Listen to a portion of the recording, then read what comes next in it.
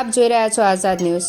ગુજરાત જેવા ગતિશીલ રાજ્યમાં વિકાસમાં થોડા સમયથી ઘણી ગતિ જોવા મળી છે અને ધીરે ધીરે તે મોદી સાહેબનું જે સપનું છે કે મારું ગુજરાત એ સ્વચ્છ ગુજરાત, મારું ગુજરાત એ ગતિશીલ ગુજરાત, એ પગથિયે આગળ જઈ રહ્યું છે।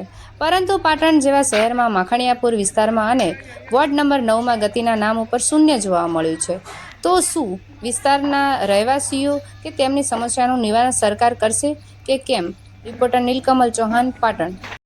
પાટણ શહેરના વોર્ડ નંબર 9માં જ્યાં 135 જેટલા ઘરો વસેલા છે, જે એક જ સમાજના છે, જે પટણી સમાજના છે, પરંતુ અહીંયા રસ્તાઓ તેમજ સ્ટ્રીટ લાઇટો કે રસ્તાઓમાં કે ગટરની વ્યવસ્થામાં વિસ્તારમાં ઝીરો જોવા મળી રહ્યો છે।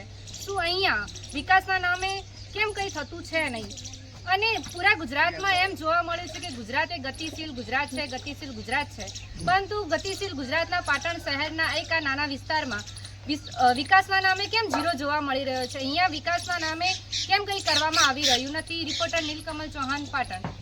માર્કેટ જોવા મળે છે આ માખણીયાપરા વિસ્તારનો જે રસ્તો છે, જેમાં સાધનો ડિસ્કો કરતા જોવા મળ્યા છે, શું આ રસ્તામાં સાધનોનું કોઈ વ્યવસ્થા કરવામાં આવશે કે જે રોડને સારો એવો વિકાસ કરવામાં આવશે કે આવો ડિસ્કો કરતો રોડ બનેલો રહેશે? આ રસ્તાની બાજુમાં અહીંયા વીજળો થાંભલો જોવા મળ્યો છે અને આ વીજળો થાંભલો એ પૂરેપૂરો નમેલો જોવા મળ્યો છે।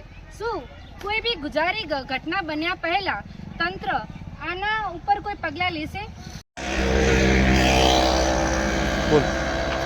આ પાટણથી હારીજ જવાનો મેઇન હાઈવે રસ્તો છે અને આ રસ્તો જે માખણીયાપરા જવાનો મેઇન રસ્તો છે, જે આપણે હમણાં જોયો છે કે જે ડિસ્કો કરતો રસ્તો છે, જે જર્જરિત હાલતમાં જોવા મળે છે। અહીંયા માખણીયાપુર જવાનો એક આ મેઇન રસ્તો છે,